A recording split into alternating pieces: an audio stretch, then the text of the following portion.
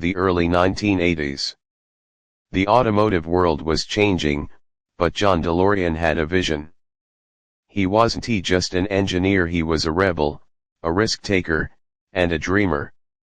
After rising through the ranks at General Motors and creating hits like the Pontiac GTO, he wanted to build a car that stood out from everything else. A car that challenged the ordinary. The result, the DeLorean DMC-12. Right away, the car's design makes a statement. The brushed stainless steel body panels gleam without a drop of paint. That was intentional, each panel was left unpainted, giving the DeLorean a raw, industrial look that had never been seen on a production car before. This finish not only turned heads but also promised durability. And then there are those gull-wing doors. They don't open out, they open up, like the car is about to take off. Practical or not, they're unforgettable.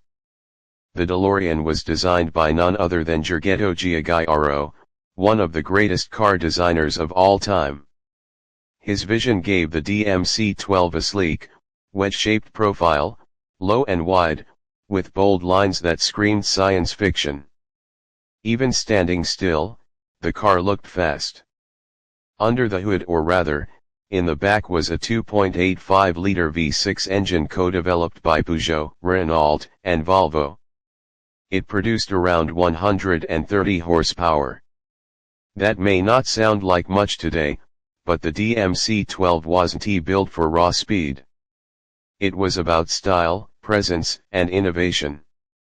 It could go from 0 to 60 miles per hour in about 10 seconds, not lightning fast, but respectable for a car that looked like it belonged on the moon. Inside the cabin, the DeLorean was pure early 80s cool. A digital-style dash layout, leather seats, and a cockpit-style design made it feel like a spaceship. The materials weren't always luxurious, but they were functional. The seating position was low, the view wide, and when those gull-wing doors came down, it felt like you were piloting something far more than just a car. But the story of the DMC-12 isn't just about its specs. It's about what it represented. John DeLorean wanted to change the game. He set up a factory in Northern Ireland, promising jobs in a time of economic uncertainty. He wanted to build cars differently, from materials to management. But the dream was short-lived. Production began in 1981, but only around 9,000 units were made before the DeLorean Motor Company went bankrupt in 1982. There were issues with build quality, financial pressure, and a lack of sales. And then came the scandal: John DeLorean's arrest in a high-profile drug trafficking sting, though he was later acquitted. The damage to the brand, however, was irreversible. For a while, it seemed the DMC-12 would fade into history as just another failed experiment. But then, in 1985, something incredible happened. The DeLorean didn't just come back, it time traveled into pop culture history. Back to the Future turned the DMC-12 into a legend.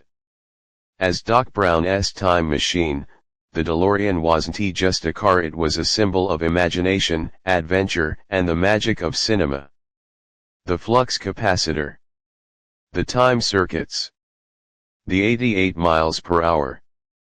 It all burned into the minds of millions. Suddenly, everyone wanted a DeLorean, not for its performance, but for the dream it now represented. Even today, decades later, the DeLorean has a fan base like no other. Owners' clubs span the globe. Restorers keep them running. Collectors hunt them down. And every time someone sees one on the road, it turns heads like it's 1981 all over again. What makes the DeLorean so special isn't just its looks or movie fame. It's the story. The ambition. The failure. The resurrection. It's a car that defied conventions, both in design and in spirit. And despite its short production life, it earned a place in automotive history that few cars can match. And now, the legacy is evolving again. There's talk of electric DeLoreans.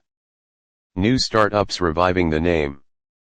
The world still remembers, and the dream isn't over.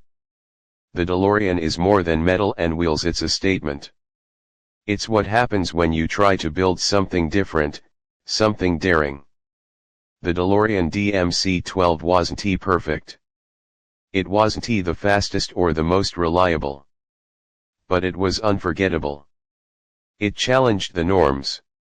It became a symbol of rebellion, of innovation, of cinematic magic. For some, it's a car. For others, it's a time machine.